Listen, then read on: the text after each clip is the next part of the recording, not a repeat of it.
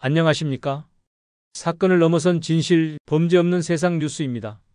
오늘은 최근 우리 사회에 큰 충격을 던지고 있는 수상 레저 시설에서의 성범죄 문제, 특히 성폭행 사건과 그에 대한 법적 처벌의 심각성에 대해 깊이 있게 다루어 보고자 합니다.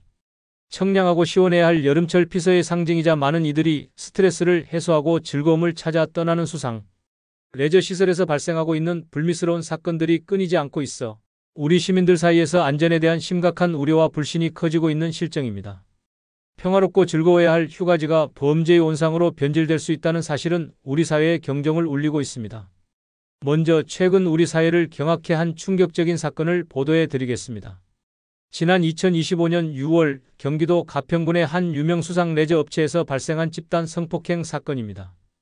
이 사건은 해당 업체의 직원 3명이 여성 고객을 집단으로 성폭행한 혐의로 긴급 체포되면서 그 잔혹한 실체가 세상에 드러났습니다. 경찰 조사와 언론 보도에 따르면 이들은 심야 시간대에 업체 내에 위치한 인적이 드문 창고 건물로 피해 여성을 끌고 가 성폭행한 혐의, 즉 형법상 가장 죄질이 나쁜 범죄 중 하나인 특수강간 혐의를 받고 있습니다. 피해 여성은 즐거운 여름 휴가를 만끽하며 일상의 스트레스를 날려버리기를 기대하며 수상 레저 시설을 찾았겠지만 돌아온 것은 신체적, 정신적으로 씻을 수 없는 깊은 상처와 평생 지워지지 않을 고통스러운 기억이었다는 점에서 우리 사회에 던지는 충격과 경종은 매우 큽니다. 이러한 사건은 단순히 몇몇 개인의 일탈적인 문제가 아니라 우리 사회 전반에 만연한 안전 불감증과 더불어 일부 업계의 고객 안전에 대한 윤리의식 부재, 그리고 성범죄에 대한 안이한 인식을 여실히 보여주는 매우 심각한 사례라 할 수 있습니다. 이러한 범죄는 피해자에게 평생의 트라우마를 안겨줄 뿐만 아니라 사회 전체의 신뢰를 무너뜨리는 결과를 초래합니다. 이처럼 수상 레저 활동이라는 특수한 환경 속에서 발생하는 성폭행 사건은 일반적인 성범죄보다 그 죄질이 더욱 악질적이고 법적으로도 더 무겁게 다루어질 수밖에 없습니다. 이는 피해자가 예측하기 어려운 장소와 상황에서 무방비 상태로 범죄에 노출될 위험이 크고 심지어 주변에 도움을 요청할 만한 사람이 없거나 고립된 환경에서 발생하기 쉬워 피해자가 더욱 취약한 위치에 놓이게 되기 때문입니다. 그렇다면 이러한 수상 레저와 관련된 성범죄에는 구체적으로 어떤 법률이 적용될 수 있으며 가해자에게는 어느 정도의 처벌이 따를 수 있는지 법적 근거를 바탕으로 상세히 살펴보겠습니다. 가장 먼저 그리고 가장 강력하게 적용될 수 있는 법률은 바로 성폭력 범죄의 처벌 등에 관한 특례법입니다. 이 법률은 성폭력 범죄의 특수성을 고려하여 그 처벌을 강화하고 피해자를 효과적으로 보호하기 위해 특별히 제정된 법률입니다. 특히 앞에서 언급된 가평 사건과 같이 여러 명의 가해자가 합동하여 범행을 저지른 경우에는 특수강간 혐의가 적용될 수 있습니다. 특수강간은 형법상 일반 강간죄보다 훨씬 가중된 처벌을 받는 중대범죄로 분류됩니다. 이 법률에 따르면 흉기를 휴대하거나 2인 이상이 합동하여 강간을 범한 경우에는 무기징역 또는 7년 이상의 징역에 처해질 수 있습니다. 이는 단순히 수개월 또는 수년에 걸친 단기 징역형에 그치는 것이 아니라 가해자가 사회에서 영구히 격리될 수도 있는 말 그대로 매우 강력하고 엄중한 처벌임을 의미합니다. 이러한 강력한 처벌 규정은 특수강간이라는 범죄가 단순히 개인의 신체적 자유를 침해하는 것을 넘어 피해자의 인격을 말살하고 사회 전체의 안정과 질서를 심각하게 위협하는 극악무도한 행위임을 명확히 보여주는 법적 선언입니다. 법은 이러한 범죄에 대해 어떠한 관용도 베풀지 않겠다는 단호한 의지를 표명하고 있습니다. 또한 성폭력 범죄의 처벌 등에 관한 특례법에는 카메라 등을 이용한 촬영에 대한 엄격한 처벌 규정도 명시되어 있습니다. 수상 레저 활동 중에는 물놀이를 즐기는 사람들이 많고 자유로운 복장을 하는 경우가 흔합니다. 이러한 점을 악용하여 몰래카메라를 이용한 불법 촬영 범죄가 빈번하게 발생하고 있습니다. 성적 욕망 또는 수치심을 유발할 수 있는 신체를 촬영, 대상자의 의사에 반하여 촬영한 자는 7년 이하의 징역 또는 5천만 원 이하의 벌금에 처해질 수 있습니다. 여기서 매우 중요한 법적 쟁점은 촬영 대상자의 의사에 반하여 촬영했다는 점입니다.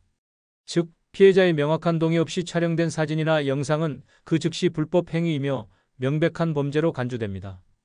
단순히 촬영에 그치는 것이 아니라 이렇게 불법적으로 촬영된 촬영물을 인터넷이나 소셜미디어 등 다양한 경로를 통해 유포하는 경우에도 촬영 행위와 동일한 수준의 처벌을 받을 수 있습니다. 유포 행위는 피해자에게 걷잡을 수 없는 2차, 3차 가해를 입히는 행위로 그 피해는 상상할 수 없을 정도로 광범위하고 영구적이기 때문에 법은 촬영뿐만 아니라 유포에 대해서도 매우 엄중한 처벌을 내리고 있는 것입니다. 이러한 불법 촬영 및 유포 행위는 피해자의 인권을 심각하게 침해하고 사회적 명예를 실추시키며 돌이킬 수 없는 정신적 고통과 트라우마를 안겨줄 수 있다는 점에서 우리 사회가 절대 용납할 수 없는 극악무도한 범죄입니다.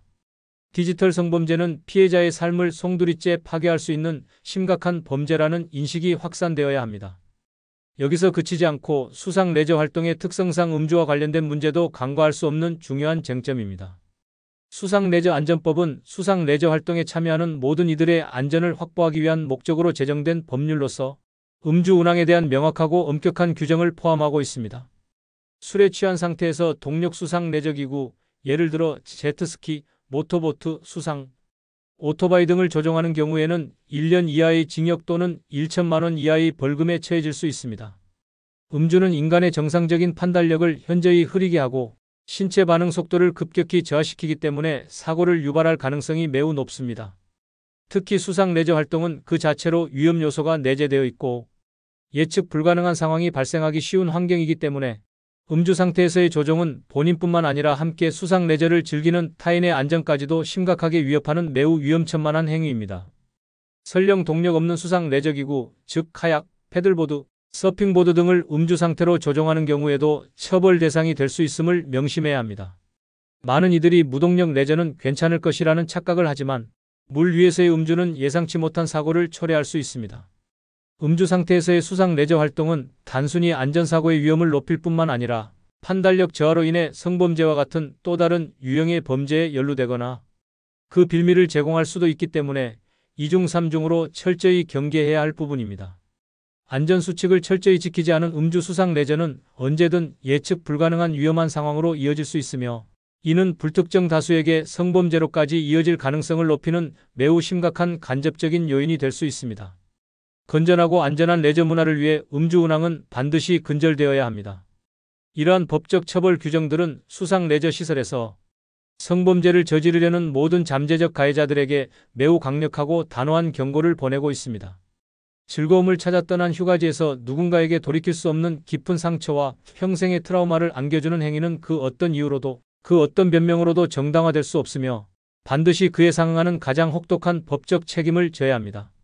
우리 사회는 이러한 극악무도한 범죄를 뿌리 뽑기 위해 법적, 제도적 노력을 끊임없이 강화해야 할 것이며 단순히 법을 만드는 것을 넘어 법이 실효성 있게 집행되도록 감시해야 할 것입니다. 또한 시민들 또한 수상 레저 시설 이용 시 개인의 안전을 위한 수칙을 철저히 준수하고 주변에서 의심스러운 상황이나 불법적인 행위를 목격하게 되면 주저하지 말고 즉시 관계 당국에 신고하는 적극적인 시민의식을 발휘해야 할 것입니다. 이는 자신의 안전뿐만 아니라 타인의 안전을 지키는 매우 중요한 행동입니다. 수상 레저 업계 또한 단순한 영리 추구를 넘어 고객의 안전과 행복을 최우선 가치로 여기는 높은 수준의 사회적 책임감을 가져야 할 것입니다. 안전관리 시스템을 강화하고 직원 교육을 철저히 하며 성범죄 예방을 위한 가이드라인을 마련하고 이를 준수해야 합니다. 이번 가평 사건과 같은 불미스러운 일이 다시는 이 땅에서 발생하지 않도록 우리 모두의 끊임없는 관심과 공동의 노력이 절실합니다. 관련 당국은 이러한 범죄에 대해 단호하고 철저한 수사를 통해 가해자에게 법이 정한 가장 합당하고 엄정한 처벌을 내리고 더 나아가 이러한 범죄의 재발을 방지하기 위한 실질적이고 구체적인 대책을 신속하게 마련해야 할 것입니다. 또한 성범죄 피해자들을 위한 보호 시스템을 강화하고 심리적, 물리적 치유를 위한 지원을 아끼지 않아야 할 것입니다. 피해자들의 고통을 외면하지 않고 그들의 회복을 돕는 것이 우리 사회의 도덕적 책무입니다. 국민들이 안심하고 편안하게 여가를 즐길 수 있는 안전하고 건전한 환경을 조성하는 것이 우리 사회의 중요한 책무임을 다시 한번 강조하며 오늘의 뉴스 브리핑을 마치겠습니다.